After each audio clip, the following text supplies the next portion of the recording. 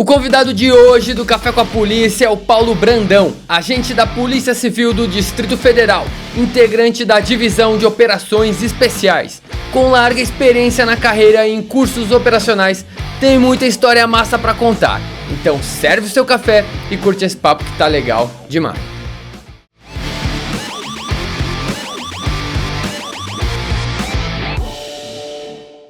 Fala, Paulo Brandão, beleza, meu irmão? Legal. Obrigado pela presença aqui no Café com a Polícia. Sei que tá um dia corrido, mas obrigado por estar aqui.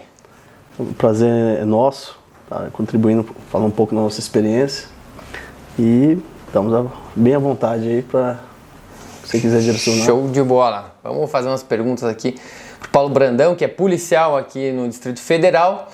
Se você quer ser aprovado em concurso policial, tá perdido nos seus estudos, não sabe como começar ou já começou, tá todo desorganizado, conheça o método Seja Aprovado clicando no link na descrição desse vídeo para você começar a estudar da maneira correta para o concurso que você quer policial, tá ok?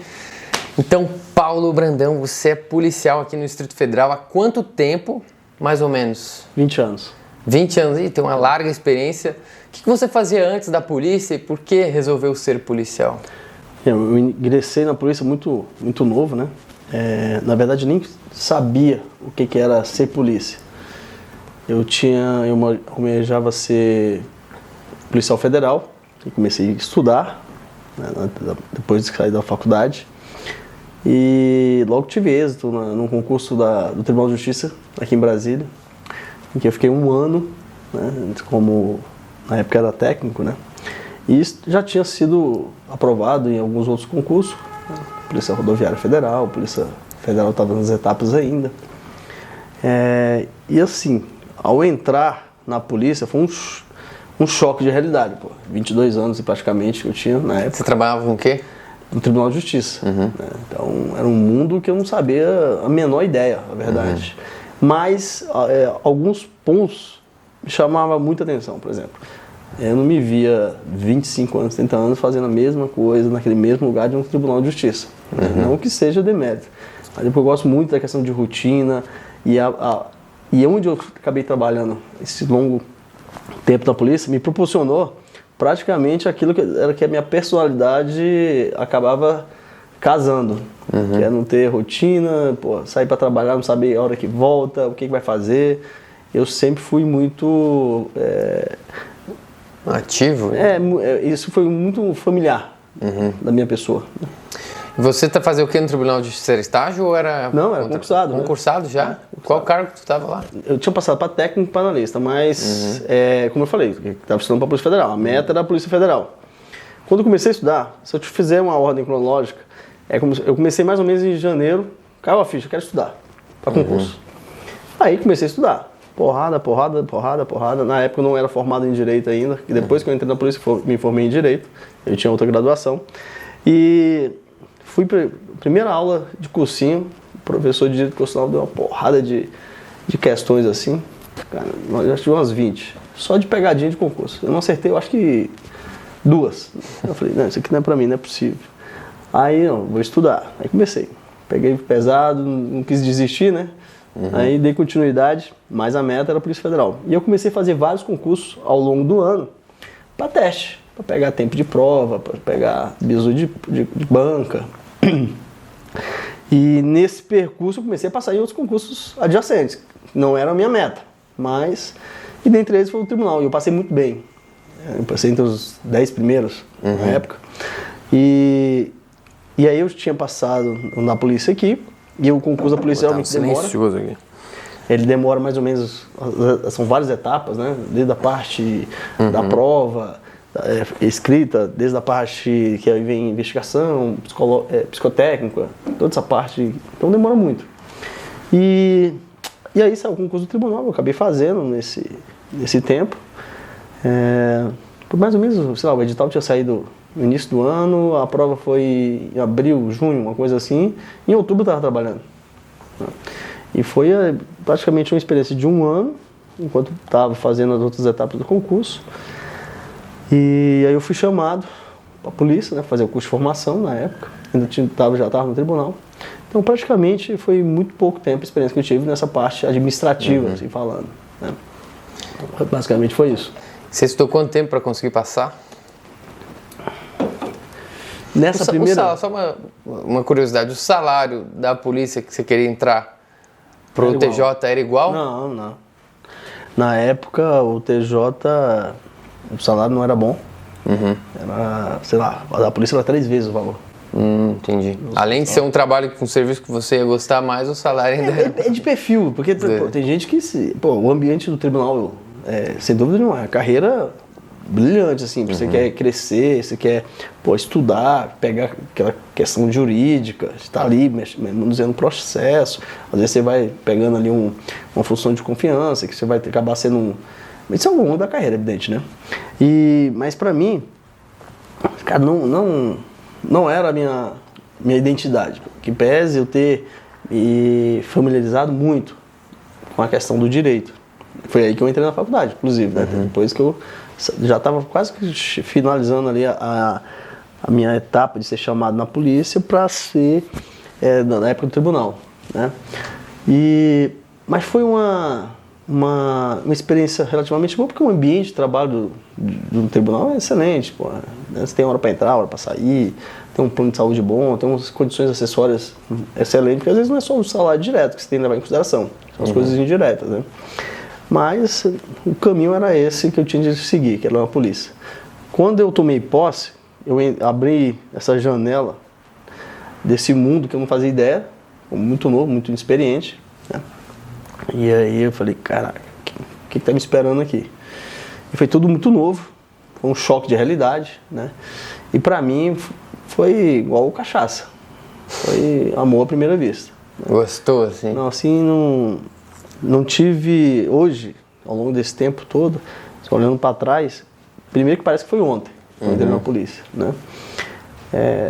E eu sempre falo, eu sou uma das pessoas mais realizadas, porque faço o que eu gosto, amo o que eu faço, e no início do mês não me pagam para isso, né?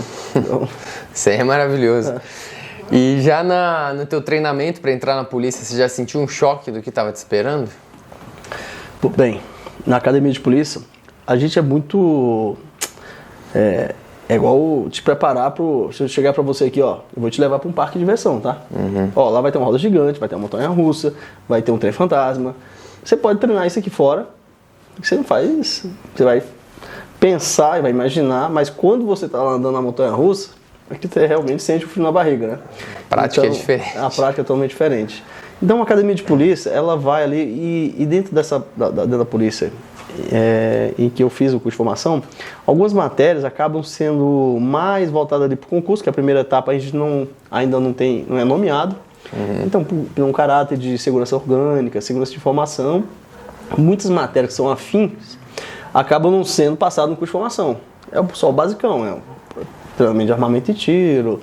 E realmente a formação policial foi feita depois que eu tomei posse, depois que eu fui nomeado, né?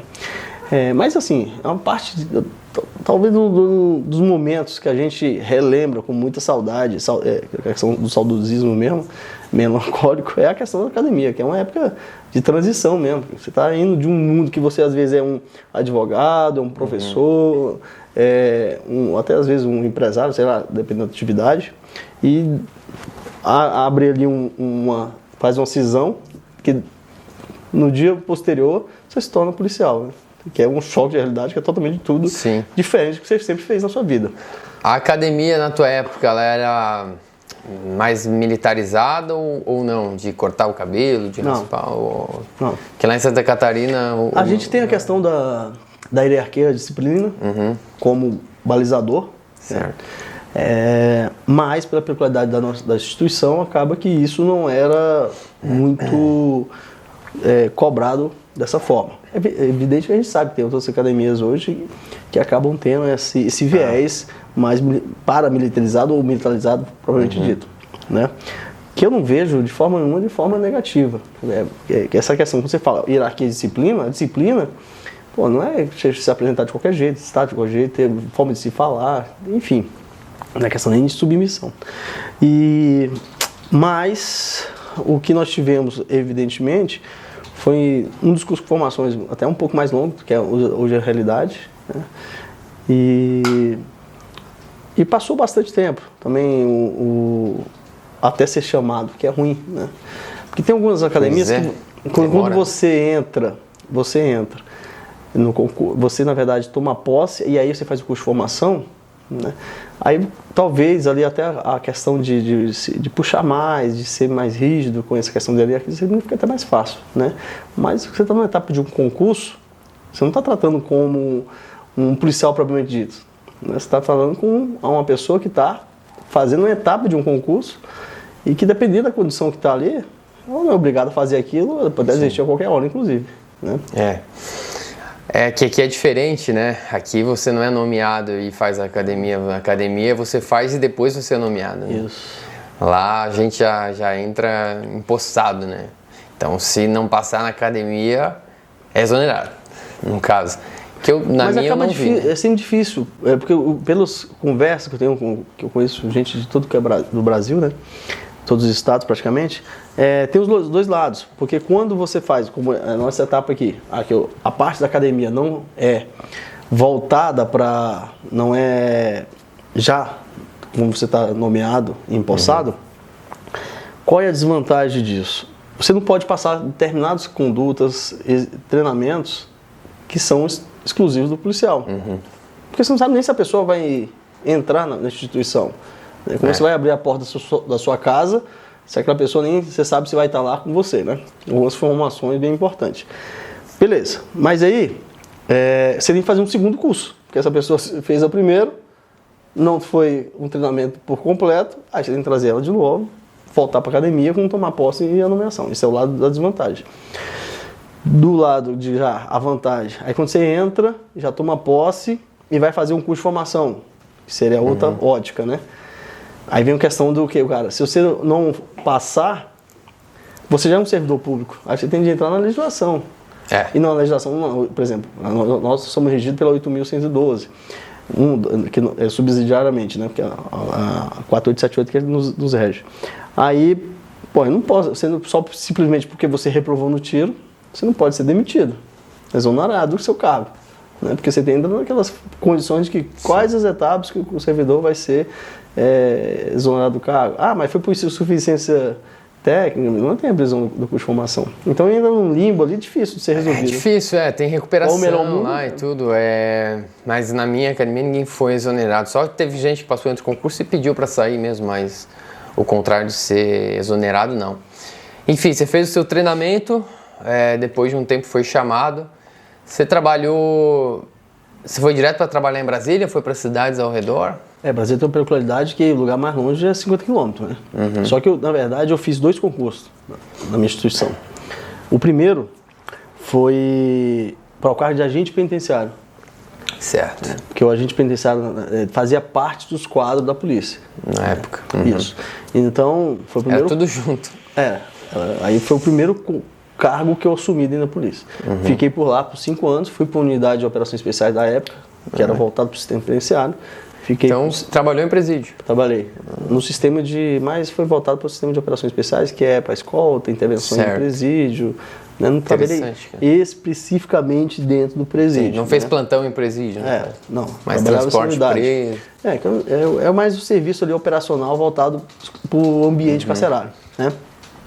Fiquei por lá 4, 5 anos e aí comecei outra linha de estudar.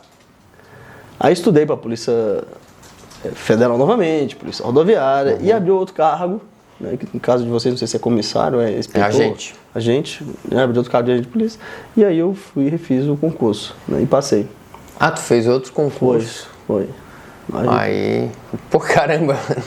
E aí teve que fazer outra academia de novo? Fiz outra academia. Já viu a polícia, já experiente? Eu era já estava na classe, estava na segunda classe na época. A segunda, eu estava já na primeira, quando eu zerei de novo. E aí tinha criado uma terceira classe na época. Então eu voltei 2 passos para trás, na verdade. Porque a função que tu exercia como agente penitenciário não é o que tu queria, por isso que tu trocou? Eu acho que era mais porque era muito restrito. Se eu tivesse, assim, pelo serviço que eu fazia, na unidade que eu trabalhava, era excepcional. Eu fazia trabalho de rua, trabalhava na parte de investigação, trabalhava no sistema penitenciário, então tinha tudo. Sim. Né? E era uma turma muito boa na época que eu entrei, né? Só que eu não fiz concurso para aquela unidade, eu fiz por cargo. Então qualquer hora eu poderia estar lá fazendo um serviço, lá entrar pro sistema e ficar efetivamente trabalhando dentro das cadeias, né? E para mim aquele ambiente não fazia minha cara. Eu tinha uma dificuldade muito grande de estar ali, porra, não que o cargo em si seja, vamos falar, demérito, né? Sim. Mas eu não me sentia... Qual que era a tua rotina lá? A gente treinamento, fazia as intervenções dentro de pátio. Se tivesse uma briga de pátio, a gente fazia intervenção. Já teve que pegar a intervenção para fazer? Várias vezes. Até porque dentro do ambiente carcerário ali, toda hora tem uma briga. Praticamente um alarme toca toda hora. Caraca. Então, foi uma experiência assim, ímpar. Porque talvez se eu tivesse entrado já na polícia com 22 anos, indo para uma delegacia, ou indo para um serviço que até administrativo, eu não teria essa experiência, essa malandragem que a gente adquire lá dentro de um sistema penitenciário. Engraçado que eu até falo, acho que todo policial devia ter essa experiência, essa vivência dentro do sistema penitenciário, que é outra realidade, é outra sociedade. Entendeu? Então aquela rotina da cadeia, aquilo ali não me via ali. Né? Como eu falei, não que seja demérito, negativo, né? Mas tem gente que se adaptava bem, e eu não. E você fez pra gente aqui na Polícia do Distrito Federal. Isso. E você já entrou para trabalhar, você foi trabalhar com plantão, com investigação, como é que tu entrou para trabalhar? Eu também fui para uma unidade especializada na parte de apoio de operações especiais. Certo. E lá consegui ingressar fazendo cursos, né? E aí, como ver essa cachaça que eu já estava viciado, e aí que eu emergi desse mundo mais operacional, e onde que, graças a Deus, a polícia me proporcionou os melhores momentos da minha vida, né? Que tive a possibilidade de fazer curso em várias unidades do Brasil e fora. Nossa. E tendo esse, graças a Deus... Você entrou mirando algo mais operacional, né? Sempre. Entrou mirando algo mais operacional. Porque, na verdade, quando a gente pensa assim, ser polícia, o cara já tem aquela coisa, quero ser de unidade de operações, quero usar uniforme, principalmente o pessoal da polícia judiciária. Só que ali é uma ponta de um iceberg. Né? A polícia judiciária ela tem um universo para trás. Né? Em que investigação, que é o principal, né? Falo, você tem perfil para tudo. Dentro da polícia tem um perfil para cada coisa. Se você é mais operacional, se você quer de linha de frente, se você quer mais administrativo, se você quer um balcão para você ficar lá no plantão, vai do perfil. Sim. O meu perfil era esse. Né? O operacional, o que acontece? Muitas vezes tem uma investigação, é feita a investigação, ocorre, saem os mandados de busca e apreensão, saem mandados de prisão. Às vezes é um local mais perigoso, é um alvo que requer um certo cuidado. Aí é bom ter uma equipe tática mais bem preparada para fazer isso. E é nisso que vocês costumam trabalhar mais, né? Porque o que acontece? Quando você fala em unidade de apoio, é atividade meio. Né? Atividade fim é a investigação, é o levantamento, é a análise de informação, é o cara fazer ali a campana. É um filho que nasce lá atrás e a gente está só uma pontinha. Quando essa unidade, às vezes, ou por falta, pela complexidade de um alvo, como você falou, pela periculosidade, eles precisam desse apoio. Né? Então você tem uma ferramenta dentro da instituição que vai servir de braço para você. Né? E sem protagonismo nenhum. Né? O que é mais importante. Porque quem está na unidade de operações de apoio especial, que seja, como o nome assim fala, e acha que é a estrela da jogada, tá no lugar errado. Na verdade, nós servimos, hoje até nosso lema, que a gente usa muito esse lema, o nosso principal cliente é o policial civil, é o policial. É verdade. Nosso cliente não é um vagabundo A, B, X, não. Pouco importa. A partir do momento que eu sou demandado e eu preciso dessa demanda, até para existir, para fazer necessário, eu tendo a atender da melhor forma quem? O policial que nos demanda. Sim. É muito legal ver unidade operacional agindo, né? Lá, Santa Catarina de Trabalho, já tive a oportunidade algumas vezes a gente ter alguns mandados lá para cumprir e vir apoio, né, do pessoal da Core lá. E é realmente diferenciado. A forma como a gente de delegacia normal age para entrar num alvo e o pessoal de operações especiais age é outra. Sincronia, o jeito que entra é muito legal. Vou te falar, é um erro que acontece, não sei se eu teria até dificuldade de te explicar se isso já é na própria formação. Porque quando acontece, aí eu trabalho na investigação. Beleza, você trabalha na investigação. Aí eu tenho de andar com a roupa descaracterizada, eu tenho que andar com o carro descaracterizado, eu tenho de não passar por policial para entrar em determinados ambientes, seguir uma pessoa, fazer um levantamento, beleza.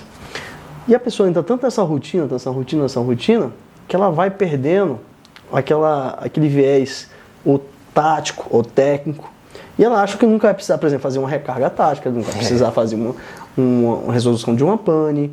E para você fazer isso, você precisa estar treinando. Precisa. E para você estar isso, você precisa ter um equipamento à tua disposição, um bom equipamento, mesmo que você esteja paisando.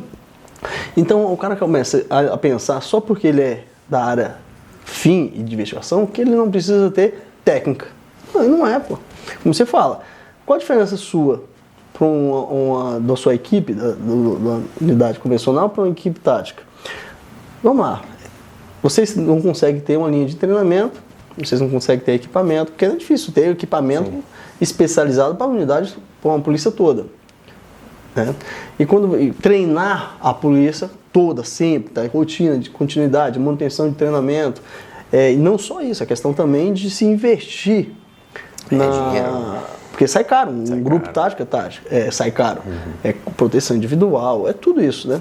Então o que acontece? Algumas coisas vão deixando de lado, mas não que você, por exemplo, você acabou de falar, você não cumpre mandado de prisão? Sim, vários. Você não cumpre mandado de busca e apreensão? Vários. Faz. Então, qual a diferença? Tu acha que o bandido vai falar, não, peraí, esse aqui é da unidade A, esse aqui é da Core, não, esse aqui eu mato, esse aqui eu não mato. Não, ele te vê como um polícia. Ele não quer saber se você está preparado ou não, se você é o especial ou não, de uma unidade especializada ou não. Ele te vê como polícia e você vê ele como vagabundo. Então, se tiver um confronto, cada um por si. Sim. Né? O que vai ditar é a resposta que você tem que dar àquele caso. E quando você pensa, principalmente a questão de situações policiais críticas, gerenciamento de crise, nesse contexto, aí que você sente falta de um grupo tático. Porque aquela diferença principal entre um convencional, um policial de uma unidade que não é especializada, é a capacidade dele de resolver uma crise. É evidentemente que algumas crises elas vão se resolver por si só. Você chegou lá, por exemplo, um vagabundo foi roubar uma padaria. Beleza. Aí você estava na hora, ele viu que não tinha como fugir e pegou um refém. Olha, com meia hora de conversa que você deu para ele, até a polícia chegar, até o apoio chegar, ele resolveu se entregar. Significa que você usou todo o arcabouço de gerenciamento de crise? Não. O cara resolveu se entregar por conta dele. Beleza? Mas, se eu te pergunto, você teria condições de resolver aquela crise como policial convencional? Evidentemente que não. Por quê? Você não tinha uma diretriz de uma negociação, você não tinha um time tático para intervenção, você não tinha equipamento como tecnologias e armamentos de menor potencial ofensivo, você não tinha um atirador de precisão, que é todas as alternativas de um gerenciamento de crise. E isso é fomentado dentro do grupo tático. Porque não adianta eu ter um grupo tático e não ter pessoas bem treinadas e equipamentos diferenciados. Por que acontece? Porque se eu tenho pessoas bem treinadas e não tenho equipamento, o que acontece? Esse cara não vai conseguir cumprir a missão. E da mesma forma que se eu tenho equipamentos e não tenho uma pessoa bem treinada, também vai colidir. Porque esse cara não vai saber usar esse equipamento, esse recurso que ele tem, material. Então, o que é a essência de um grupo tático, de uma unidade especial? É casar um homem bem treinado com equipamento à disposição. E aí você faz esse casamento. E esse casamento, o que sai dessa resolução, dessa união, é aquilo que é prestado apoio, comunidade operacional, de apoio. Né? Mas é evidente, mas tem delegacias que tem um time extremamente competente, que vão desde a parte da investigação e fazem a execução prática, do final. Um exemplo, o próprio Tigre, que tem ele é híbrido, né? Que ele, o pessoal faz investigação, parte de sequestro, os caras são bem treinados e é um grupo tático. Entendeu? Então, mas acaba que eles fazem, por isso que eu falei, questão híbrida, né? No nosso caso não seria. O pessoal do Tigre é legal, eu entrevistei o delegado lá esse tempo do Tigre e também o Doc Maniglia, deve conhecer o Doc Maniglia, PH tático, né? É uma unidade muito massa, muito... O Quintas é sensacional. Quintas sensacional, gente boa demais. Mas enfim, você quis entrar para a parte operacional, né? A polícia aqui no Distrito Federal. Teve que passar por outro curso para entrar? Na época, dentro da unidade que eu trabalho até hoje, nós fomos praticamente o embrião dos cursos, né? Estava na vanguarda ali de montar toda a estrutura de curso. E de lá para cá, praticamente para estar dentro da divisão, você precisa ser aprovado nesse curso, né? Para ser condição sine qua non, para ser operador da divisão. Para conseguir. E você é instrutor também? Sou mais de 15 anos instrutor de armamento de tiro, na Academia de Polícia. Esse curso de operação tática, você já passou? Já teve que passar perrengue nesse curso de operação tática. O que você acha mais difícil para um cara conseguir superar nesses cursos? O que acontece? Você tem que estar, às vezes, muito mais preparado psicologicamente e que, na verdade, é a questão física, né? E hoje os cursos estão tomando uma dimensão tão grande em que você praticamente só vai ter a chancela do que você já tem de base. Se for uma pessoa muito crua, vamos dizer assim, não tem conhecimento, a probabilidade dela de sofrer muito nesse curso é muito grande. Eu digo assim, você nunca fez um rapel, você nunca fez uma parte de mergulho, você nunca fez nada nesse sentido, tudo para você vai ser tudo novo. Bom, você pode estar, às vezes, mais preparado fisicamente, mas a técnica pode falhar. E aliado a isso, é como se fosse uma cabeça ali, a parte psicológica. Porque, eu sou maratonista, beleza, eu corro 42 km, beleza, uma coisa é você correr 42 km, uma noite de sono, você correr 42 km alimentado, a outra coisa é você ter um processo de desconstrução psicofisiológica e que você é obrigado a correr 10 km, por exemplo, que é totalmente fora da tua zona de conforto.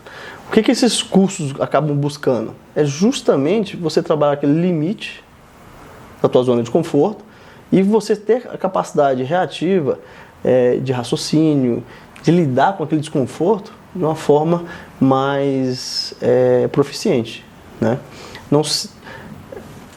Eu consigo ficar 2 noites sem dormir e cumprir minha missão. Eu consigo ficar tantos dias sem comer e resolver a minha missão final. É mais ou menos isso. É uma preparação que você fala, não, isso aqui para mim não é novo. Esse sofrimento que eu estou tendo agora, de ficar 3, 4 dias aqui numa missão, numa situação, isso para mim não é novo. Já passei algo muito pior. Lá atrás.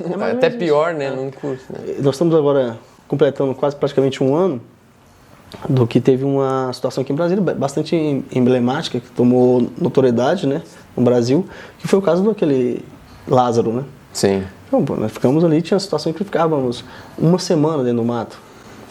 Vocês deram apoio para tentar achar o cara. Isso. E com questões de sem comer direito, sem dormir direito, com variações de temperatura que durante o dia dava 30 graus e à noite dava quase 2 graus, né? Verdade. Em vertentes em ravinas, né? Na parte muito típica aqui do Cerrado. E aí passa frio, né? Imagina. Então, quanto tempo que ele ficou? Deu mais ou menos quase 10 dias. 10, 12 dias. 10 dias seguidos e mídia em cima e aquela pressão também em cima dos policiais ali. E então não tinha hora para acabar, né? Não, Vocês entravam e não tinha hora para acabar. E cada vez que passava o tempo, mais a pressão surgia, né? Ficava, esse horror de polícia aqui dentro, não consegue cumprir essa missão. Ele foi para a área de mata, né? Ele estava na área dele, na verdade. É um cara que tinha um conhecimento muito bom da área de mata. E grande parte dos policiais que estavam ali não tinha conhecimento, na verdade, nenhum daquele tipo de ambiente. A verdade era essa, né? Nós somos mais voltados para a atividade urbana. Quando você pega a questão de mata, a questão de rastreamento, eram poucos ali que tinham conhecimento mínimo disso aí. E é uma área grande lá que ele estava? Muito grande. É, porque mato tu não vê, cara. Imagina, tu entra, quem faz trilha aí, entra às vezes num mato que não tem caminho certo, daqui a pouco tu tá perdido. Tu não sabe e tinha além da parte da contra-informação e dos detalhes em si. Imagina uma área dessa aqui, um quadrante desse. Você botava aí 15 quilômetros, né? Aí na mesma hora tinha uma informação. A polícia trabalha com informação, né? O resto é sorte. Você tô saindo numa viatura aqui e me deparei com um assalto. Sorte, não tava diferente quando você trabalha com informação. E na mesma hora cantava, ó, um chacareiro aqui, um fazendeiro falava, ele acabou de sair daqui da fazenda. Na mesma hora o cara, outro chacareiro a 15, 20 quilômetros de distância, falava, ó, ele foi visto agora aqui no pasto. E aí, qual a informação tá certa? Então, assim, era complicado você lidar com esse tipo de situação. Né? Mas vocês ficavam direto ou trocava turno? Equipes nossas, no início, praticamente ficava direto. E aí depois começou a haver um revezamento. Eu mesmo fiquei uns 3, 4 dias direto.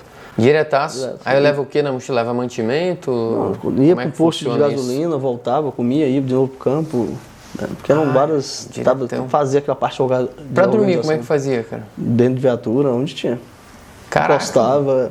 Achar banheiro, não vou nem falar. Não, banheiro já tinha... Mas é o mato, né? Cerrado, pô. É o mato. Tinha mais... Então passaram calor, fome, frio? Tudo. Carrapato, tudo que você pensar. Por isso que é importante agora veio o que passa no curso operacional que Sim. Por que o aluno precisa semanas lá sofrendo? Ter essa desconstrução psicofisiológica. Primeiro, ali você vai separar, fazer uma cisão de realmente quem quer fazer parte de um time desse, né, que é um sonho, obcecado por aquilo, não quero ser operador especial. Ou aquele que tem realmente uma fantasia. Ele viu uma viatura diferente, viu um uniforme bonito e acha, não, quero ser igual aqueles caras. Porque imagina que o cara que tá lá e não quer, ele vai dar 1, 2 dias e ele vou embora. Imagine tá se você não tem essa preparação psicológica, técnica e física, e aí você chega lá, por exemplo, a gente teve situação que estava 2 graus ali na imagem de riacho, de córregos, e, enfim, de ravinas. Não, cara, não. Tô morrendo de frio, vou embora. Não quero ficar mais aqui. E aí? E com sobrepeso de equipamento. Meu colete pesa, com todo o equipamento, é quase 15 quilos. Com colete, andando 10, 12 quilômetros por dia. Teve situação que nós fizemos. O cara pede para sair no meio da missão, né? Por isso que é bom já fazer um curso mais pegado, que o cara que vai pedir para sair, vai pedir para sair lá, não vai nem... É o que a gente coloca. Nós não somos... Quem é um operador de unidade especial, ele não pode ser tratado como um super-homem. Nós não somos super-homens, nós somos melhores que ninguém, nós somos diferenciados. E diferenciado em que sentido? Por ter recursos, por ter técnica, por ter mais acessibilidade a esse tipo de treinamento, que é muito mais... Vamos lá, pensar no universo de gestão. Você tem 10 mil servidores. Você não consegue ter essa compleição de treinar 10 mil servidores, dar equipamentos especiais para 10 mil servidores. É o que você fez. Pega ali 0,1%, você treina, tem uma possibilidade dessa 0,1% ser a ferramenta que vai atender aqueles outros 99,99% da tua gestão. Então, é mais ou menos essa ideia. Né? Então, quando você fala, por que eu falo que é diferenciado? E esse diferenciado não é só os benefícios. Porque tem um glamour da coisa, né? Quando você vê um helicóptero ali, a aviação é muito isso, né? Você vê um helicóptero ali, chama atenção, todo mundo fica de olho brilhando. Fazer necessidade no meio do mato não tem glamour nenhum. Só que quando você for ver a rotina, o dia a dia, o que faz o que aquela aeronave saia do chão, é tão desgastante, é tão preocupante, é tão metódico, que às vezes, cara, será que eu quero isso mesmo pra mim? É a mesma coisa de ser um operador especial. Muita gente, olha, como eu falei, é uma fantasia. Eu quero ser igual aquele cara, eu quero andar com aquela viatura, eu quero usar naquele uniforme. Mas será se eu estou realmente disposto em pagar o preço para estar daquela forma? E para que eu vou passar isso? Eu posso ser, por exemplo, um bom investigador e ser realizado profissionalmente? Eu falei, eu sou realizado profissionalmente porque eu fui numa linha que era a minha familiaridade, eu gostei, fui me aprofundando, fui me especializando. Mas tem gente que não tem perfil para isso. Entendeu? Não tem como você misturar água e o óleo junto ali. Então, o cara acaba indo para uma linha que ele vai ser um excelente profissional, como nós temos. Temos policiais aí que são renomados pelo aquilo que faz, naquilo que exerce a função, né? E no meio da noite lá, cara, vamos lá, 2 graus, 4 graus, 5 graus, você com seus colegas ali, qual que é o pensamento ali na hora? E vocês no meio de uma missão, cara, o que vocês pensam, pô, quando que vai acabar? Ou vocês ficam pensando quando que a gente vai pegar? Qual que é o pensamento? Nesse tempo parece que a compressão do tempo estava pior. Parece um teatro, que cada vez ficava, cada minuto que passava, né, e a gente não conseguia dar uma resposta efetiva, mais sobrecarregava as nossas, o peso ali de estar naquele ambiente. Né? E você era um incerto. Que pese ser uma agulha dentro de um palheiro, a qualquer momento você podia se deparar com essa agulha. E você tinha que estar preparado. Né? E um ambiente extremamente hostil no nosso E o cara conceito. Sabia que o cara não ia também... Sim, até pelo perfil dele. A escalada criminosa que ele tinha feito, né? Não era uma pessoa que estava com um ânimo de se entregar, porque ele teria toda a possibilidade. Sim, né? Com certeza. Procuraria um advogado, enfim. Aí deu certo, pegaram. Alívio geral no final, alegria. Ou só querem ir para casa descansar, como é que foi? Inclusive, como foram 2 semanas praticamente, no final, eu estava até fora de Brasília, ele estava comentando sobre isso, pelo aniversário de 1 ano desse evento, né? Eu estava no aeroporto de São Paulo, em Congonhas, e aí começou a noticiar que ele tinha sido pego, né? Dentro do aeroporto parecia gol da seleção, cara. É mesmo, mais engraçado. Os folks todo mundo falando, batendo palma, falando. Isso foi tipo 8 horas da manhã, 8h30 da manhã. Não, mas foi no Brasil todo, cara. Na Santa Catarina, todo mundo comemorando, compartilhando os vídeos que saiu aí Enfim, foi um caso totalmente público, criança, né? Você via colégio, de 4, 5 anos falando o nome dele. Você diria que, na tua experiência profissional, essa foi a situação que mais desgastou, mais demandou energia de vocês? Não necessariamente, mas ela foi uma boa escola. Ela, inclusive, eu acho que o pós-operação, ela foi pouco explorada. Ela podia ter sido mais ser colocada ali como um bom debrief de equipe, um bom debrief institucional, um bom debrief como se trata de segurança pública. Como envolveu tudo, você tinha ali Polícia Federal, você tinha Polícia Civil, você tinha Polícia Militar, você tinha... Tudo que você pensava estava lá. Né? Tinha até artista. Até artista? Tinha gente lá... Artista no sentido de o cara me aluga um helicóptero, vou citar o nome, a mulher larga de helicóptero com um fuzil na mão, né? Aparecendo. Você vê o nível da coisa. Eu acho que eu vi alguma coisa nesse sentido. Então, assim, ficou hilário. Verdade, saiu, tirou uma foto que vou ajudar a caçar o lado. Tava mais ou menos isso. Caraca, meu, teve gente que se prestou a isso. E por que eu falei que serviu de laboratório e não foi explorado com um debrief? Porque pode acontecer de novo. Com certeza. E será se a gente está preparado e qual vai ser a nossa resposta novamente? Porque muitos... E se criou uma expectativa muito grande. Quando você vai e fala, daqui 2 horas ele vai estar preso. Você, cidadão, espera que a polícia daqui 2 horas prende o cara. Não, peraí, agora vai ser amanhã ele está preso. Aí vai criando expectativa, aumentando a expectativa, né? E o teu... aquela ampulheta do tempo, tá o teu desfavor, né? Sim. O caso... Tá, bom, teve o caso Lázaro. Qual o outro caso, claro, sem citar, né? É que o caso Lázaro a gente citou porque é um caso que foi televisionado praticamente tudo, né? Mas um outro caso que demandou energia que ficou marcante para você? Ao longo da nossa carreira, podemos aqui passava, acho que 1 semana falando de casos hilários, anedotas. Hilários. Tem uns que são hilários, chegam a ser hilários, né? Pela sua resolução, pelo fato em si. Né? Mas alguns casos que ficaram assim, marcados para a nossa unidade, principalmente, foi quando nós tivemos de atuar numa situação de um cativeiro, um refém, e que um policial nosso foi baleado. Né? E mesmo assim, pela estrutura que nós montamos, nós tivemos de cumprir a missão ainda, sabendo mesmo que tinha um colega nosso que tinha sido baleado. Né?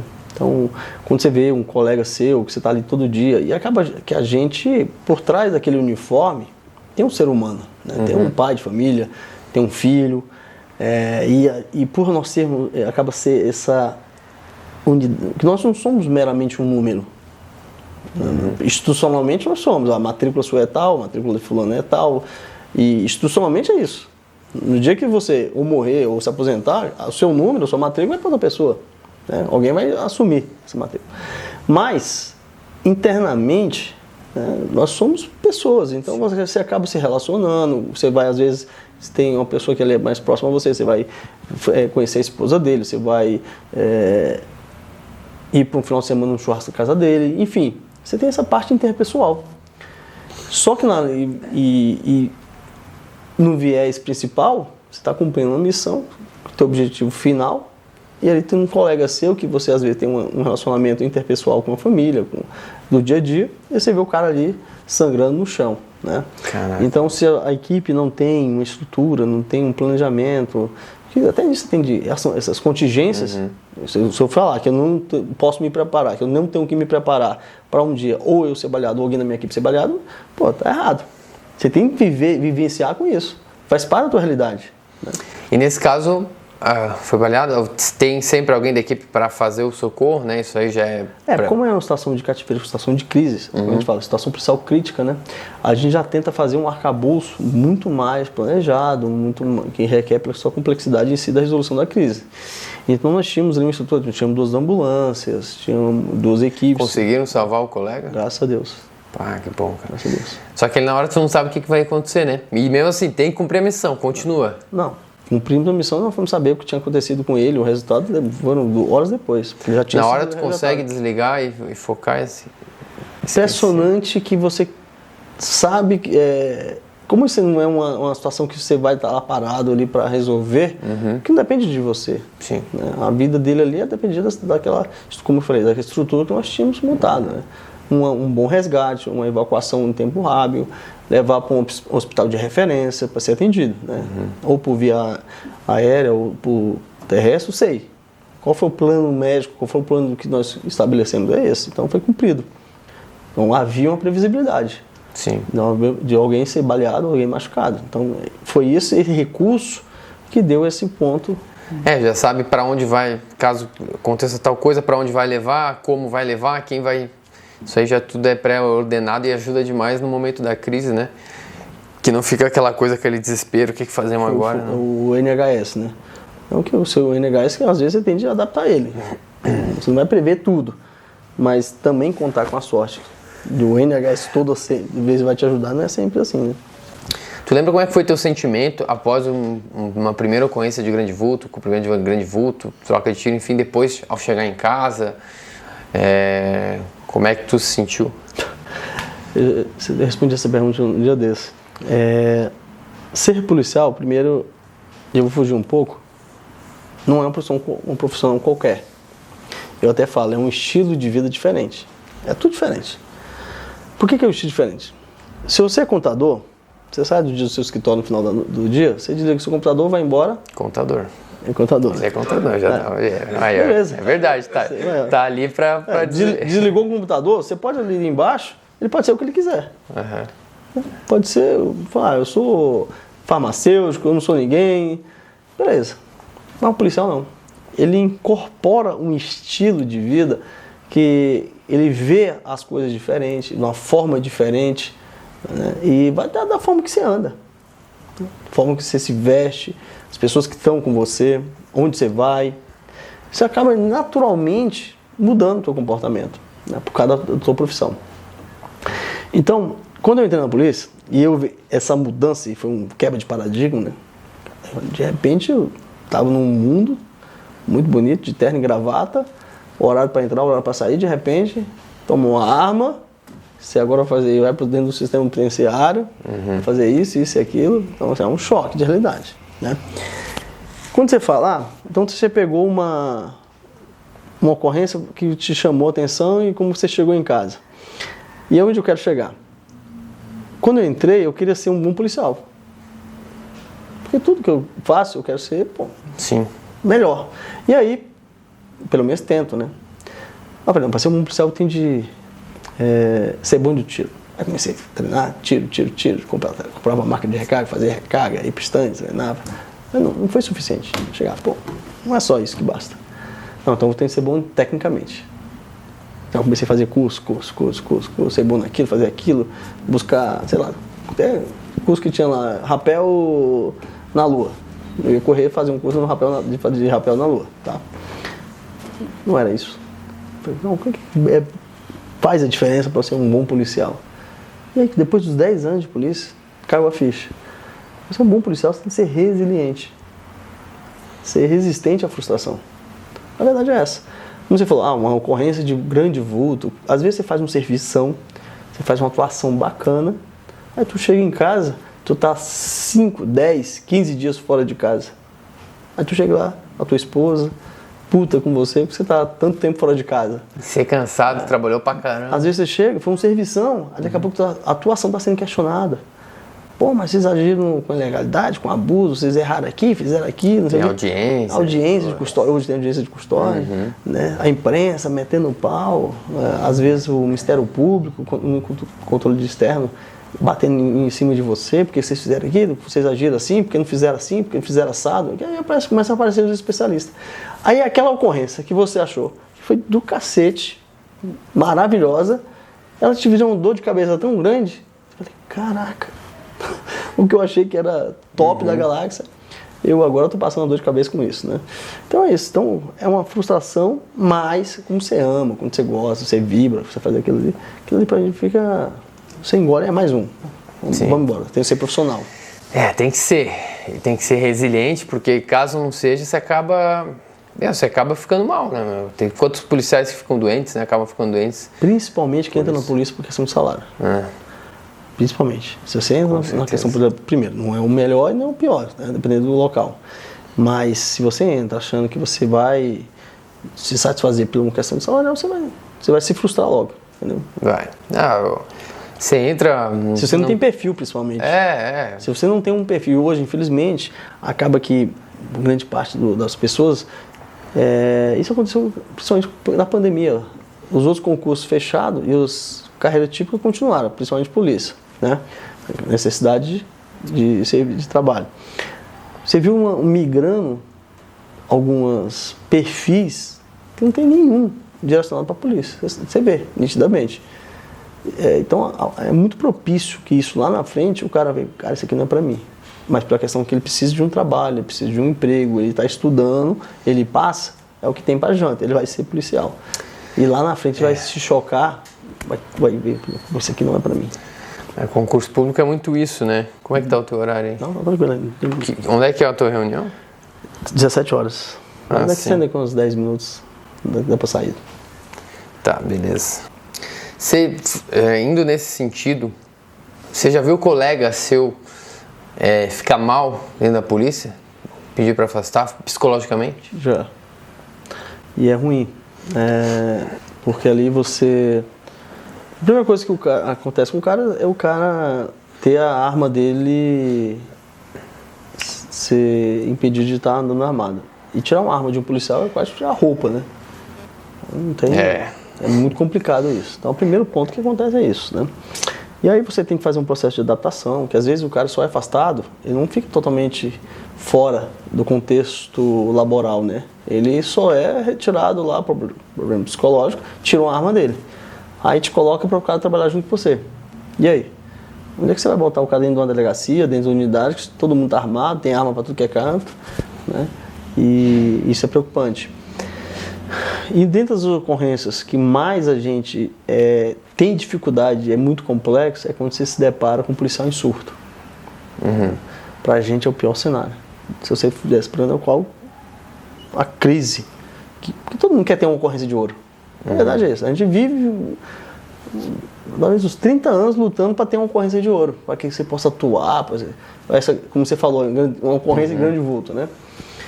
E talvez ela nunca aconteça. Mas se acontecer, você vai escolher, você quer ter um refém localizado, ou ali numa farmácia, você quer ter, sei lá, um terrorista, vamos brincar aqui, né, falando isso, ou um policial em surto psicótico dentro de uma casa, com a família, ou querendo se matar, o que seja. Esse é o pior cenário.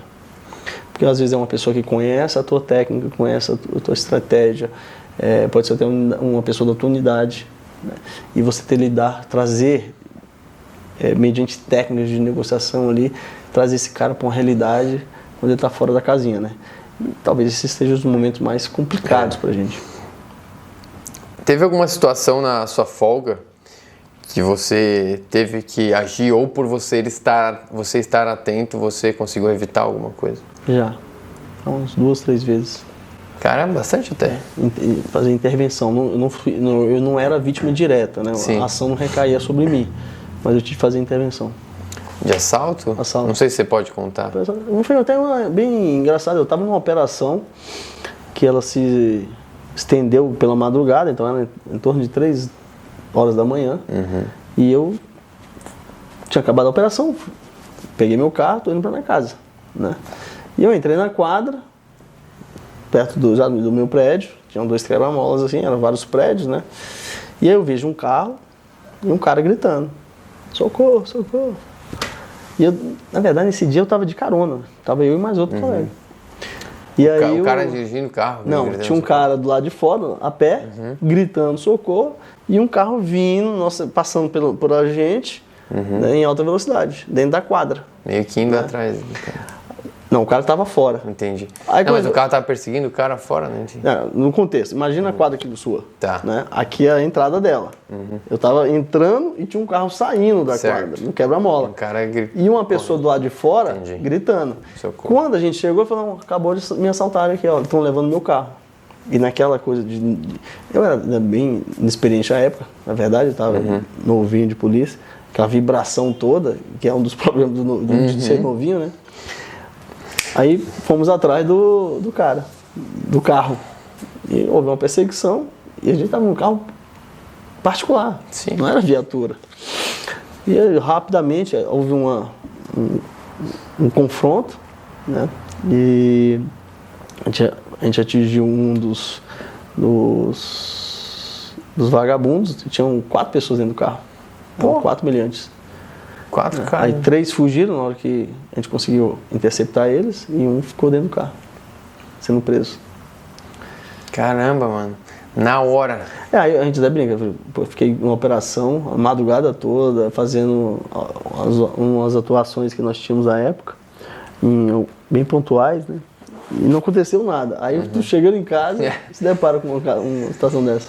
E nessa situação estavam todos armados ali? Os demais a gente não sabe.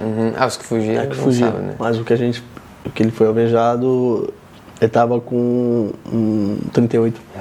Tava com 38. Aí é aquela situação, né? Não sei se você... Eu, pelo menos, se eu tivesse passado por essa situação, eu pensaria, né? Pô, depois... O que vai ser depois? Porque a polícia é sempre questionada, né? Sim. Aí como é que fica a cabeça do depois, né? Fiz o meu trabalho aqui bem feito, recuperei, teve confronto. Aquela resiliência, ser resistente à frustração. Entendeu? Então, quando passa, adrenalina, aquela coisa que, bacana pra caramba. Aí quando abaixa a adrenalina, senta a poeira, aí você começa, isso aqui vai dar isso, isso aqui poderia dar isso. E a gente tem realmente, com o tempo, com a experiência, muitas coisas que eu fiz no início da minha carreira, é o que eu falo hoje para os mais novos, né? Acaba que a gente faz por imaturidade profissional. É igual a criança. Quantas coisas uma criança faz... Impossível, né? Que coloca a vida dela em risco, e ela nem percebe que aquilo que ela está fazendo é risco. Por quê? Ela não tem maturidade. Então, se você botar uma criança na beira de uma janela de um prédio, ela não sabe se aquilo ali é perigoso. Se ela der um passo para frente, ela vai cair, e se daquela queda, ela pode morrer. Você pode pegar uma criança de 3 anos e não vai ter esse discernimento. E eu faço essa analogia com um policial novo, né? Assim, que a gente não tem uma experiência. Aquilo que a gente está fazendo, a gente não tem dimensão, né, que aquilo é perigoso. Você acaba fazendo. Aí quando passa, você fala, cara, eu poderia ter morrido numa situação. Depois que baixa, né? Eu já tive uma situação de folga também chegando em casa, a antiga casa que eu morava, e uma clínica ali do lado, tava um alarme tocando, eu fui com o carro devagarinho, do nada eu vejo a porta abrindo, 2 caras carregando um cofre saindo do negócio, tudo encapuzado, carregando o cofre com maior dificuldade, assim, os dois, tentando arrastar o cofre mesmo, né? Parecia até meio atrapalhado os caras. Depois eu vi mais pelas filmagens, né? Eu me especializei em uma matéria chamada Sobrevivência Urbana, né? Em que a gente ministrou treinamento para vários... Que é justamente esse contexto do policial na folga, né? Eu abordei quando eu era novinho de polícia, eu abordei às vezes um carro com 4 caras. Eu sozinho. Graças a Deus não é nada. Foi meramente um cara me fechou e ainda veio discutir comigo. Eu tive de abordar. Eles eram 4 caras contra eu. Imagina, aí você começa a ver umas coisas que você faz por essa maturidade. Sim. Quantas vezes o policial age por falta desses mapas mentais, de entender Fica que com visão de túnel, eu tô numa... E a visão de túnel é uma questão fisiológica, você não tem como impedir. Adrenalina, descarga psicofisiológica acontecendo com você, tua pupila dilata, você tá... naturalmente vai ter. E aí, quantas coisas você acaba vendo aqui, pô, eu sou vítima direta dessa ação? Não. Eu vou intervir por quê? Por que eu vou, como você falou, intervir numa ação quando eu posso botar minha vida em risco? Aí você fala, não, mas eu sou policial 24 horas. Mas onde é que te fala? Qual é a instituição que ensina você a atuar sozinho? Não tem. Eu tive a oportunidade de fazer curso em SWAT, na Espanha, França, Alemanha, aqui no Brasil, em vários intercâmbios com unidade de referência, Corps do Rio de Janeiro, o próprio TIG, GT3, com unidades especializadas, o Batalhão de Força Especial. Ninguém desses aí me ensinou um dia eu agir sozinho. Então por que eu sozinho na folga quero virar super-herói? Da entrevista? Tem que ter muito cuidado com isso. Mas o polícia não é assim. Nessa situação específica eu saí do meu carro, deixei meu celular ali, deixei a porta aberta, meu carro no meio da rua, saí dando voz de prisão pros caras, polícia, 2 caras saindo. Com o quê? Com um cofre. Um cofre. Aí eu achei que eles iam se trancar, os 2 saíram correndo. Do outro lado da rua tinha o cara que ia dar fuga, eu não vi. Eu só vi depois nas câmeras. O cara que ia dar fuga pegou e fugiu também. Eles não estavam armados, graças a Deus. Mas se o cara ali tá armado... Se o cara tivesse armado... Tô fudido, mano. Eram 3 contra 1. Eram então, 3 contra 1. Objetivamente, você já estava em desvantagem. Tô fudido. Né? Então, aí você fala, mas não vou ser covarde. Não é ser covarde nem omisso, porque a gente tem um dever legal, inclusive. Mas é porque você tem que ser inteligente. A gente não apregou você ser covarde nem o ser omisso. É você ser inteligente, saber o porquê, como e quando eu vou reagir. Por exemplo, se você chegasse, você falou, deixei meu celular no carro. Se você tivesse ligado para 190, tem 2 vagabundos com um cofre na mão, correndo na direção, entraram num carro, a placa é tal, as características dos vagabundos, as características do carro. Você foi omisso? Não. Você foi covarde? Não. Você foi inteligente. Porque se você faz uma intervenção como você fez, e se esse cara tivesse armado, beleza. E se eles reagissem? Tá fudido. Se tivesse um confronto, qual o resultado? Quando iniciado um confronto, o resultado é imprevisível. Imprevisível. Que pese, objetivamente, você ia ter desvantagem. Era um 3 contra 1. Sim. Mas vamos lá que você bancou, começou a confrontar. Sendo que pra mim, na hora, era só 2. Mas tinha um terceiro que eu não tinha visto. Isso daí é pior ainda, que é o que mais acontece. Pra você entender, 80% dos policiais morrem na folga. Isso é um dado que, se você pegar no Anuário de Segurança Pública de 2012, 2010, ele se repete. É 79, 81, 83. 80% dos policiais mortos são na folga. O policial morre no dia de trabalho, é de acidente de trânsito. Pra caramba também, né?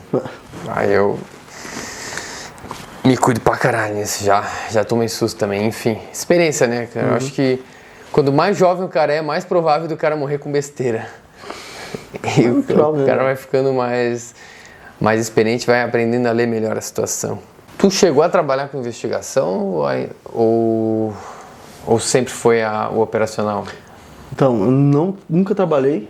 A parte da investigação que eu tive foi muito incipiente, foi na época quando a gente penitenciária, que a gente fazia parte de levantamento dos foragidos. Então fazia campana, pegava aquela parte de familiar, levantando. Então tinha um serviço muito atuante na época, inclusive, mas foi só por aí, né? Mas eu admiro muito ali o cara que trata como filho mesmo, né? O cara pega do início, pegar um crime ali sem dado nenhum e começar a levantar uma linha de pensamento, uma linha de... Porque por exemplo, droga. Os nossos amigos que são da área que trabalham nessa área falam, a droga tem seu tempo, né? Então você sabe o tempo do traficante, você sabe qual é a rotina dele, levantar tudo isso. Sim. É prazeroso para a atuação, você pegar do início até o fim, né? Estourar, fazer o escuta, levantar, fazer o cara falar que estamos indo, é agora. e aquele start da ação deles, e você ter aquela informação prévia, pô, isso é uma adrenalina danada. Qual cana que você deu que mais deu trabalho pra você, assim? Você mais teve que se esforçar, o cara mais deu trabalho pra vocês pegar? Não, como a gente é unidade de apoio, então acaba que isso, a gente só praticamente já vai pros finalmente, né? A gente acaba não percorrendo toda essa parte criminal, né? Então, às vezes do cara, processual. Sei lá, querer fugir ou não querer ser preso. Não, você lembra das anedotas? Teve uma vez que a gente foi fazer uma incursão numa casa e eles já tinham um histórico de fuga do alvo. E nós fizemos um perímetro bem reforçado. E quando nós começamos a entrar, teve uma peculiaridade, né? Essa casa tinha três grades, que não é convencional, né? Geralmente você tem uma grade e a porta principal da casa, né? Essa tinha 3 grades fora a porta principal. Então houve um delay até a gente conseguir ingressar na edificação. E como já havia a previsibilidade da fuga, ele efetivamente fugiu, e fugiu os 3. Aí o que acontece? Como nós estávamos com um perímetro extremamente reforçado, 2 já foram pegos pelo perímetro, né? Só que dentro dos 3, aí, por exemplo, vamos pensar aqui como se fosse aqui é a rua, aqui é outra rua, aqui é a casa do cara. Nós estávamos vindo nesse sentido. Sim. Então 2 deles vieram para cá, foram pegos pelo perímetro. O terceiro veio para cá, passando para as casas laterais e retornou para a rua principal, de onde a equipe tinha adentrado, né? Quando ele pulou, eu estava praticamente dos últimos a entrar, porque eu era um da equipe que fazia parte de arrombamento, e geralmente o arrombador era um dos últimos a entrar. Sim. Quando eu vi ele andando no telhado, voltando para a rua, eu falei, acionei o rádio, mas já fui direto para a rua. Eu já estava quase na parte dentro das grades, né, iniciais ali, voltando para pegar o material, quando a equipe tinha entrado. E aí, tive a observação visual dele, correndo, e aí chamei mais um colega que estava próximo e comecei a correr atrás dele, nas ruas. E ele correndo. Só que ele estava correndo o quê? Descalço, sem roupa nenhuma, né? Só de bermuda. Eu estava com um colete pesado, fuzil, capacete, pesado, e correndo. E o que era ruim? Quando ele entrava nos becos, nas ruas, eu tinha de ter uma conduta de patrulha ali, não ia entrar não entra de qualquer jeito na rua, né? E aí quando eu estava muito próximo dele, ele entrava na rua, aí mantava a distância, e correndo. E ele começou a entrar em várias ruas, né? E até uma hora que ele cansou. O azar dele, na época eu estava em preparo físico muito bom, e um colega que estava comigo corria muito também. Caraca. Mesmo equipado? Equipado, foi em torno de 10, 15 minutos. Caraca, correndo. Mano. E aí, já morrendo, a gente conseguiu pegar ele, tem uma hora que ele cansou, conseguiu dar um bandão nele, ele caiu. Foi muito engraçado, porque quando ele caiu, eu caí em cima dele. Eu não tinha mais nem fôlego, cara. Minha boca seca, assim, a garganta seca, morrendo. Não conseguia nem falar com ele. E eu só me debrucei em cima dele ali, peguei a mão dele e fiquei recuperando o meu fôlego, né? Aí algemamos nele. Aí veio a segunda parte engraçada da parada. O meu rádio não copiava mais as equipes. Tava longe? Tava longe. Puta merda. Telefone tinha ficado dentro da viatura. A gente se perdeu, cara. A gente não sabia onde eu estava. E o vagabundo, bora, vamos voltar. Volta pra tua casa. Não sei mais onde eu tô, não. Jogando a gente pro alto. E eu falei, e agora, cara? Como é que a gente vai fazer com o cara andando aqui? Os dois e o vagabundo sem querer falar onde estava, onde morava mais. Querendo a Miguel ainda, cara. Querendo Miguel ainda, cara. Como é que resolveu? Conseguiram? Aí fomos andando, lembrando mais ou menos de onde estava, de onde tinha surgido. E aí quando aproximou mais, porque você tem mesmo uma noção ali do azimuth que você estava, aí começou a falar no rádio, os caras... E a equipe de vocês ali quando chegou, onde é que vocês foram, caralho? Cara, isso todo mundo riu depois. E a gente chegou mal, cara. Eu tava assim com a garganta, assim, tudo doente, tudo... Pior que na adrenalina tu nem sente, nem sente. Aí depois que... Para tudo bem. E eram 2, né? Não, era um, os dois tinham sido pegos e disse que tinha um quarto, mas esse eu não vi pra onde correu, pra onde fugiu. Eu só mirei num, porque não dava. Porque quando eles correram, um foi pra cá, outro foi pra lá. E eu não lembro pra onde esse outro foi. Caralho. E o cara depois deve ter pensado, pô, esses bichos correm, esses polícias. Ele deu azar. Esse literalmente deu azar. Pô, correr com bota tática, com colete é pesado. E a arma balançando. Ainda bem que a gente ajusta equipamento, mas, por exemplo, eu te falei, é um sobrepeso de 15 quilos, mais ou menos, 15 a 20 quilos. Né? Enfim. Vamos agora para o quadro do programa chamado Tiro Rápido. O que é o tiro rápido? Eu vou fazer uma pergunta, falar uma frase, você vai responder com uma palavra, com uma frase. O que vier na cabeça, sim. Qualquer coisa eu peço ajuda dos universitários. Próxima pergunta. Qualquer coisa a gente corta e volta para parecer que foi tudo certo. Né? Vamos lá. Brandão, polícia é? Minha vida. Ser policial é ser? Ser resiliente. Boa. Para ser um integrante de operações especiais, você precisa ter uma boa cabeça. Um motivo para se tornar policial. Gostar da adrenalina, odiar a rotina. Um motivo para não se tornar policial. Ir pelo salário. O que eu mais gosto da polícia é? Já respondi a outra, né? Essa questão de não ter rotina, da adrenalina, de estar... O que eu menos gosto na polícia é? Como quem deveria tratar a polícia acaba brincando com segurança pública. Né? Eu acho que deveria dar mais atenção para a atividade policial. Pô. Policial bom é policial? Que volta vivo para casa. Bandido bom é bandido? Pô, agora eu vou mentir que cumpra a sua pena, né? Ô Marcelo, valeu, meu irmão. Para finalizar, qual recado você tem para dar para quem deseja ser policial um dia? Eu sou muito suspeito para falar. Eu não me vejo fazendo outra coisa na minha vida. Então é uma profissão apaixonante, muito difícil, muito dura. Está cada vez pior. Né? Nós estamos vivendo uma sociedade cada vez mais garantista, em que todo mundo só se acha no direito, esquece dos deveres, né? Então, estão tentando buscar um perfil de um policial servidor público, quando é muito difícil. Hoje, realmente, se eu chegasse para eu ser policial hoje, iniciar, eu teria muita dificuldade. Né? Então, graças a Deus, eu entrei numa época em que os fins acabam justificando os meios, né? Não estou falando aqui sob o ponto de vista de legalidade, de arbitrariedade, mas a gente sabia por que estava fazendo aquilo, né? E hoje, infelizmente, não. Hoje, você, por exemplo, você pega um simples fato, hoje está sendo questionada a questão da abordagem. Sim, você não pode abordar uma pessoa na rua, você pelos fatos ali, você pode estar respondendo um abuso, tudo você responde, você está cada vez tolhindo a ação policial, e isso vai ter um reflexo, naturalmente, e quem vai pagar, infelizmente, é a sociedade. Com certeza. Uma hora vai chegar a conta, porque está cada vez mais pior. Hoje um crime que você vai cometer hoje, o policial, qualquer coisa que faça, é abuso de autoridade, é isso, é aquilo. E o vagabundo ali, às vezes, vai para audiência de custódia, que o juiz, não que seja ruim, a audiência de custódia tem em todo o país do primeiro mundo, mas quer copiar uma estrutura de um país em desenvolvimento, como o Brasil. Não tem característica nenhuma de um país de primeiro mundo, né?